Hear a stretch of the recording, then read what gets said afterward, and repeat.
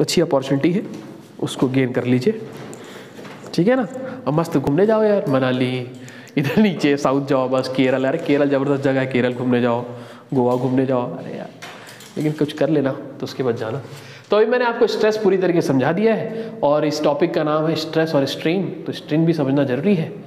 तो जैसे आपको समझ में आया है कि जब बॉडी अप्लाइड लोड से सब्जेक्टेड होगा, जब बॉडी एक्सटर्नल लोड से सब्जेक्टेड होगा, तो क्या आएगा बॉडी में, स्ट्रेस आएगा। स्ट्रेस आने से पहले बॉडी में क्या आता है, स्ट्रेन आता है। स्ट्रेन पहले क्यों आता है, क्योंकि जब भी हम लोड लगाते हैं तो पहले बॉडी डिफॉर्म होना चालू होता है, पहले डिफॉर्मेशन, उसके मॉलिक्यूल्स इधर उधर हिलते हैं, पहले डिफॉर्म होता है वो, और जब डिफॉर्मेशन आता है, और स्ट्रेन का डेफिनेशन यही है कि डिफॉर्मेशन पर यूनिट लेंथ है ना, जो डिफॉर्म हुआ है बॉडी उसमें, और डिवाइड बाई ओरिजिनली जितना था वो, वही क्या है, स्ट्रेन है। Change in dimension upon original dimension, यही क्या है, स्ट्रेन है। Change in length upon original length, यही क्या है, स्ट्रेन है।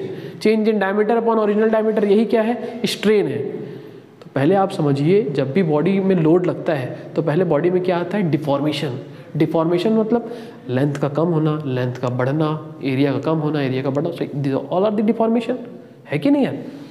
तो पहले स्ट्रेन आता है, फिर क्या आता है, स्ट्रेस आता है। पहले मॉलिक्यूल्स को पता चलता है, अरे यार ये कोई डिफॉर्म कर रहा है, फिर वो मॉलिक्यूल सबको मैसेज करते हैं, आओ जल्दी आओ, कोई आ गया है, बाहरी व्यक्ति जो हमला कर रहा है, तो सब रेस्टिंग पोर्स लगाना चालू करते हैं, तभी तो स्ट्रेस आएगा, ठीक है जी।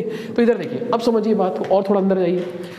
स्ट्रेस कैसे आ रहा था, लोड लगने के कारण, जैसा लोड लग रहा था वैसे ही स्ट्रेस बोल दे रहे थे। नॉर्मल लोड तो नॉर्मल स्ट्रेस, डायरेक्ट लोड लग रहा था डायरेक्ट स्ट्रेस, एक्सियल लोड लग रहा था तो एक्सियल स्ट्रेस, है कि नहीं यार। शियर लोड लग रहा था तो कौन सा स्ट्रेस, शियर स्ट्रेस। तो उसी तरीके से जैसा लोड लगेगा वैसे ही क्या होगा, स्ट्रेन होगा। तो बस खत्म हो गया। इधर आइए, स्ट्रेन की अगर हम बात करें, स्ट्रेन की पहले तो डेफिनेशन पे अगर हम चलें, डेफिनेशन यही लिख देता हूँ। तो डेफिनेशन क्या है जी, एग्जाम में सब डेफिनेशन पूछा गया है स्ट्रेन का। स्ट्रेन को एप्सिलॉन से डिनोट करते हैं, फाई से भी डिनोट करते हैं, उस पर हम चर्चा करेंगे, ध्यान देना। तो मैं ऐसी स्ट्रेन लिख देता हूँ पहले। तो स्ट्रेन क्या होगा, चेंज इन डायमेंशन अपॉन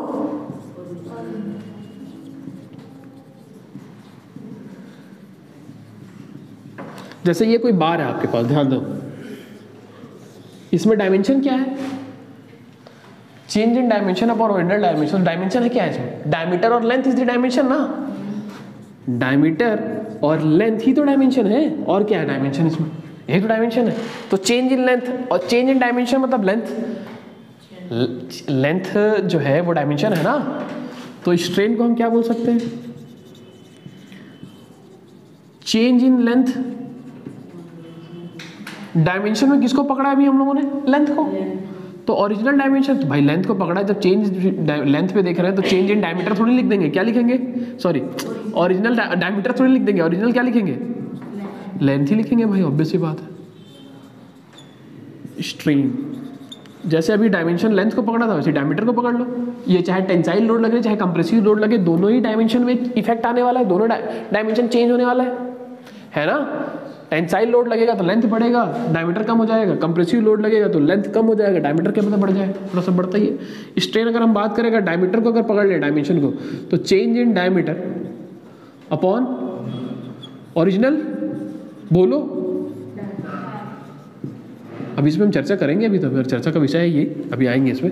और क्या बोल सकते हैं स्ट्रेन को, एग्जाम में जो पूछा है, ये एग्जाम में आया हुआ है। Strain is deformation per unit length, deformation per unit length, या फिर ओरिजिनल लेंथ या सिंपली लेंथ। सही बात है ना, ये भी एग्जाम में आया है।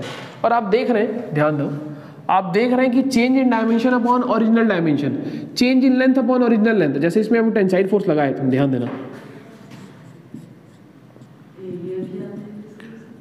हाँ ये change in area upon original area भी लिख सकते हैं, कोई दिक्कत नहीं है इसमें। इधर देखो समझो मेरी बात, इधर देखो, अभी लिखना बंद करो, इधर देखो। जब मैं इस पर टेंसाइल फोर्स लगा रहा तो ये दोनों तरफ एलोंगेट होगा, कि एक ही तरफ एलोंगेट होगा, दोनों तरफ होगा, इधर भी बढ़ेगा उधर भी बढ़ेगा। लेकिन एनालिसिस के लिए हम क्या लेते हैं, एक ही डायरेक्शन लेते हैं। तो जब हम एनालिसिस करते हैं तो एक ही डायरेक्शन लेते हैं, ध्यान देना, ये एक ही डायरेक्शन लेंगे, ध्यान देना। अभी टेंसाइल फोर्स लगाया तो लेंथ क्या हुआ है, बढ़ा है, ये डेल एल क्या है, change in length, elongation, extension, stretch, सब एक ही वर्ड है, समझ रहे? इसको एक साथ हम लिख लेंगे जब हम चेंज इन लेंथ के बारे में बात करेंगे। इधर देखो, मेरी बात सुनो, मेरी बात तुम लिखो मत यार, इधर देखो, देख रहे हो इधर? हाँ इधर देखो। चेंज इन लेंथ की अगर हम बात करें तो यही तो, इतना ही तो चेंज है। ये डेल एल का मतलब क्या है? ये पहले एल था, या फिर इसको तुम L1 ले लो ओरिजिनल लेंथ, अब ये कितना हो गया है? L2 हो गया है। तो ये डेल एल कितना है? बहुत बेसिक बता रहा, इतना तो कोई बेसिक बताता भी नहीं हुआ। डेल एल कितना मतलब L2 minus L1, final length minus original length. L2 is the final, L1 is the original length. तो मेरी बात सुनो, change in length upon original length L1, del L का मतलब L2 माइनस L1, बहुत basic बता रहा। सो ये जो चेंज इन लेंथ है इसका यूनिट क्या होगा? मीटर। ये कुछ मीटर, ये कुछ मीटर, तो सेम डायमेंशन का ही तो प्लस माइनस होता है, तो ये भी क्या आ जाएगा? मीटर। ये भी किस में आ जाएगा? मीटर। तो मीटर मीटर कैंसिल आउट होगा, तो ये स्ट्रेन क्या है? बहुत बेसिक क्वेश्चन है ये। क्वेश्चन से तुम्हारा जॉब थोड़ी निकलेगा, इसको सीख जाने से जब तुम्हारा जॉब निकलेगा। ये भाई जो भी पढ़ने आएगा वो सब ये सब तो पढ़ता ही है, इससे थोड़ी जॉब निकलता है। जो आपके एग्जाम में 100 क्वेश्चन अगर हैं तो उसमें से 55 क्वेश्चन, 60 क्वेश्चन या फिर 50 ले लेते हैं, 50 क्वेश्चन ऐसे हैं जो भी पढ़ने आएगा, जो भी सब्जेक्ट इस एग्जाम की तैयारी करेगा उससे बनेगा 50 क्वेश्चन। आप सिंगल खिलाड़ी थोड़ी होंगे जो 50 क्वेश्चन बनाओगे, ठीक है ना। उसके बाद जो मान के चलो 25-25 क्वेश्चन, ये रेशियो चेंज हो सकता है, मैं ऐसे ही ले रहा। ये 25 क्वेश्चन थोड़े मॉडरेट होंगे, ये इजी होंगे। जो भी एग्जाम की तैयारी करेगा वो 50 बनाएगा ही बनाएगा। ये चेंज इन, ये यूनिटलेस, ये तो सबको पता है यार। यूनिटलेस कई बार एग्जाम में पूछा है। डायमेंशनलेस, कोई डायमेंशन नहीं है। डायमेंशनलेस, तो ये इजी क्वेश्चन है ना, सबको मालूम है। ये 25 होते हैं मॉडरेट, ये इससे आपको सिलेक्शन नहीं होता। ये 50 के 50 आप जब बना लोगे उसके बाद आप तुम मॉडरेट में आओगे। मॉडरेट में जो टॉपर होगा, टॉपर मान के चलो 23 क्वेश्चन बना रहा, उसमें तुम उससे रिलेटेड तुम्हारा कितना है? Topper that means rank 1। अब तुम उस पर 22 बना रहे हो, तुम अंदर हो गए सीट के हिसाब से। 21 बना रहे हो, तुम अंदर हो गए। तुम 2 ही क्वेश्चन बनाए इस 25 क्वेश्चन में, तुम तो बाहर हो गए। तो टॉपर के हिसाब से तुम कितना बना रहे हो और कितना सीट है उसके हिसाब से तुम अंदर होगे, अंदर होते हो, अंदर एग्जाम में अंदर। ये 25 क्वेश्चन है, इसमें भी टॉपर जो रहेगा, ये थोड़ा सा टफ क्वेश्चन है, टफ क्वेश्चन है। इसमें जो टॉपर रहेगा जितना क्वेश्चन बनाया, मान के चलो बहुत ही टफ है, तो टॉपर 15 क्वेश्चन बनाया इसका, तो तुम अगर 14 बनाया, तुम्हारा यहाँ पर इससे रैंक डिसाइड होता है, इससे रैंक आता है और इससे तुम एग्जाम में क्वालिफाई करते हो। तुम्हारे इंटरव्यू के लिए तुम्हारा कॉल आएगा यार, ये क्वालिफाइंग है, और उसमें तुम्हारा क्या आता है? रैंक।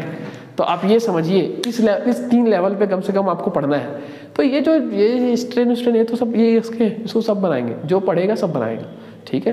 तो थोड़ा अपने आप को जगा के रखिए कि हमको अगर रैंक लाना है, हमको ये इतना पढ़ने के बाद भी अगर हमको क्वालिफाइंग हुआ, फिर इंटरव्यू में टेंशन नहीं पाना है, तो आप रिटन एग्जाम में इतना नंबर ले आइए कि इंटरव्यू को कोई डर ना रहे। तो उसके लिए आप तैयार रहिए, आपको उसके लिए मेहनत करना पड़ेगा, आपको बैठना पड़ेगा, है ना। आप नहीं बैठेंगे तो पॉसिबल नहीं है वो चीज़, ठीक है। एक मिनट। हाँ